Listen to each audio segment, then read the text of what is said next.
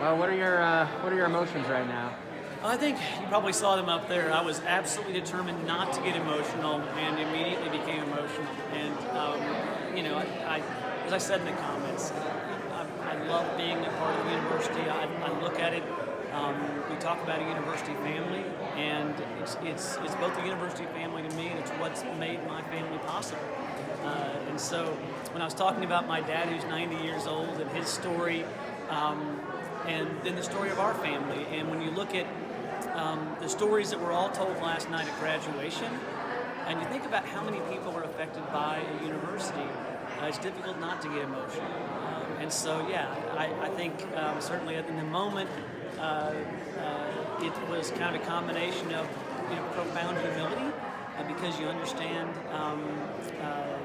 the moment, but also realizing what flows from a university and how much we have to do to be worthy of that.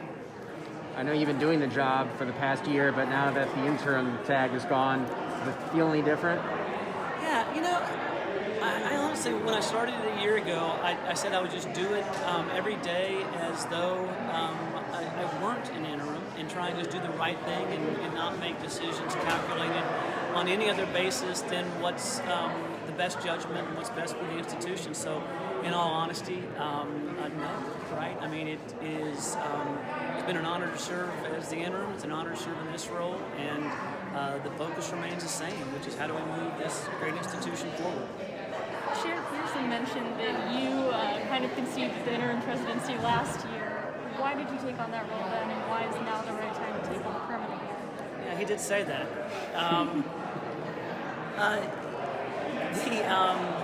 I felt at the moment, even though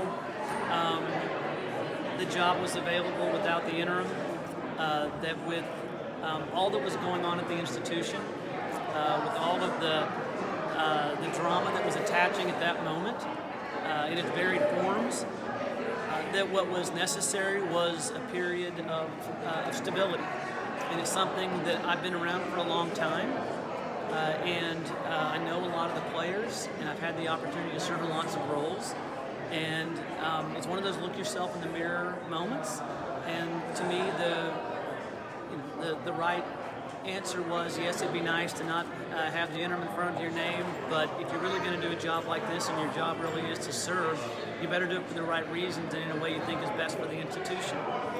My judgment at that moment in time, given all that was going on, is that there needed to be a period where there could be calm. And when we talked about the duration, 15 months was not arbitrary.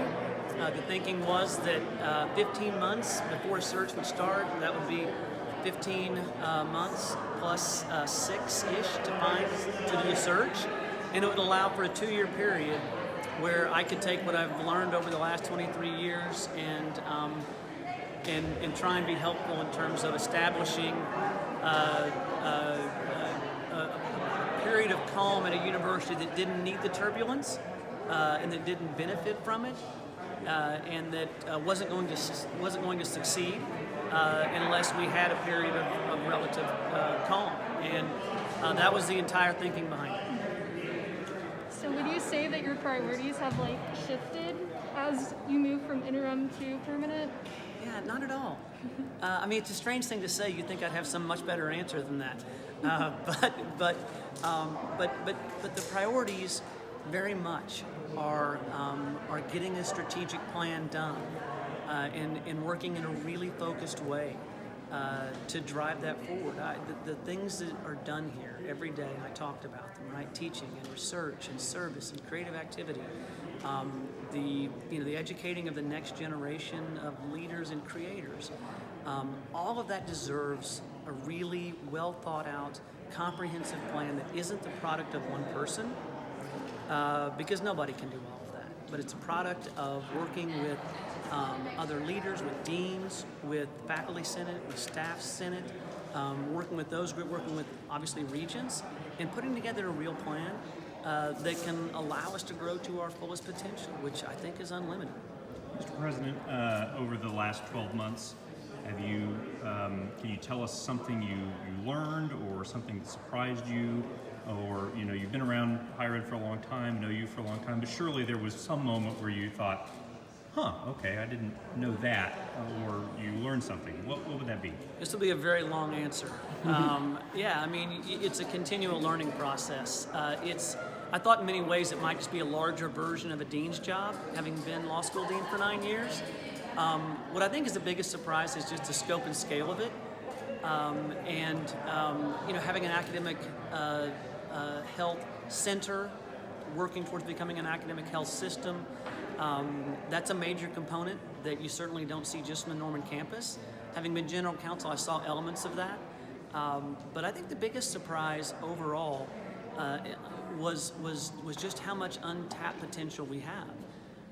We, I think, have done a really good job of operating in individual areas with strategies for each area, but not looking across the campus and across campuses and what can be done at that level. So I think that probably is the biggest surprise, which is how much untapped potential there is and how much room we have to grow.